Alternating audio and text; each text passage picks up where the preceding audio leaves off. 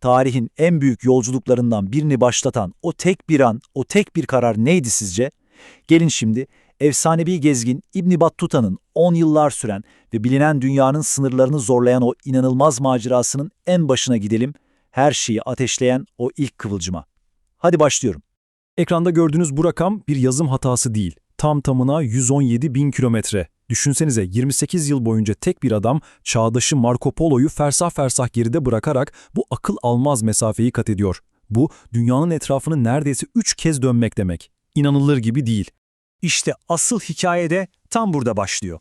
Bütün bu rekorların, bu coğrafyaların arkasında her şeye başladığında henüz 22 yaşında olan Tancalı bir genç var. Peki kimdi bu genç? Neydi onu böylesine bir yola iten?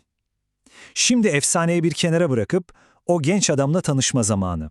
İbn Battuta denince aklımıza hemen o büyük, deneyimli gezgin geliyor. Ama şimdi o efsanenin arkasındaki kişiye, yolun en başındaki o gence bakacağız. Çünkü onun başlangıcı beklediğimizden çok daha farklı, çok daha şaşırtıcı. Bu karşıtlık gerçekten büyüleyici. Yani böyle devasa bir yolculuğa çıkan birinin ya büyük bir serveti, ya derin bir ilmi ya da yılların tecrübesi olmasını bekleriz, öyle değil mi? Ama gerçek kendi seyahatnamesinden gelen bu ifadeyle çok daha mütevazı. Kendisini henüz herhangi bir alanda derinleşmemiş bir genç olarak tanımlıyor. Bu durum onun hikayesini daha da insani ve ilham verici kılıyor bence. O zaman ne tecrübesi ne de büyük bir serveti olan bu genci yollara düşüren güç neydi? Macera tutkusu muydu, şöhret arzusu mu? Hayır, hiçbiri. Onu harekete geçiren çok daha köklü, çok daha kişisel bir amaçtı, inancı.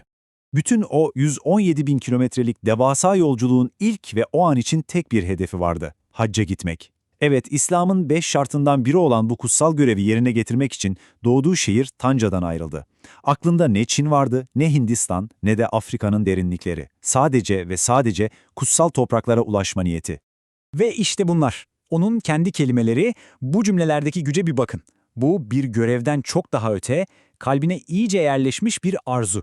Kuşların yuvalarını terk ettiği gibi demesi ise bu gidişin ne kadar içgüdüsel, ne kadar doğal ve durdurulamaz olduğunu anlatıyor sanki. Arkasında bıraktığı her şeye rağmen bu çağrıya uymak zorundaydı. Şimdi o büyük yolculuğun başladığı o güne, tam o ana gidelim.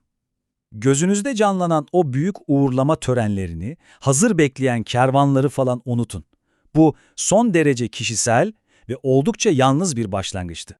Bazen en büyük hikayeleri en yalın gerçekler anlatır. Tarih 14 Haziran 1325. Yaşı sadece 22. Yanında tek bir dostu, tek bir akrabası bile yok.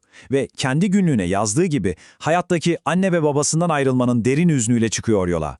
Bu bir kahramanın destansı başlangıcı değil, hepimizin anlayabileceği son derece insani bir an.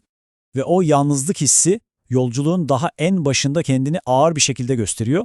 Düşünün, Tunus'a ulaşıyor, etrafı kalabalık ama o kalabalığın içinde yapayalnız olduğunu fark edince o kadar etkileniyor ki bir köşeye çekilip hıçkıra hıçkıra ağlamaya başlıyor.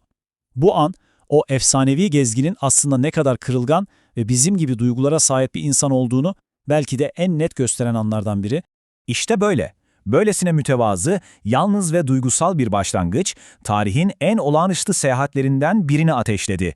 Tek bir amaç için atılan o ilk adım, İbn Battuta'yı hayallerinin bile ötesinde bir dünyaya taşıyacaktı. Bu slide aslında her şeyi özetliyor, değil mi? Sol tarafta net, mütevazı bir hedef var, hac. Sağ tarafta ise bu basit hedefin yol açtığı inanılmaz sonuç. Neredeyse bilinen tüm dünyayı kapsayan, çeyrek asırdan uzun süren bir macera. Buradaki kilit nokta şu: İbn Battuta yola çıktığında nereye varacağını bilmiyordu. O sadece ilk adımı atmaya cesaret etti. İbn Battuta'nın hikayesi bize en büyük dönüşümlerin genellikle planlanmamış, basit ve samimi niyetlerle başladığını hatırlatıyor. Belki de kendimize sormamız gereken soru tam olarak bu: bizim o ilk adımı atmamızı bekleyen hacımız nedir?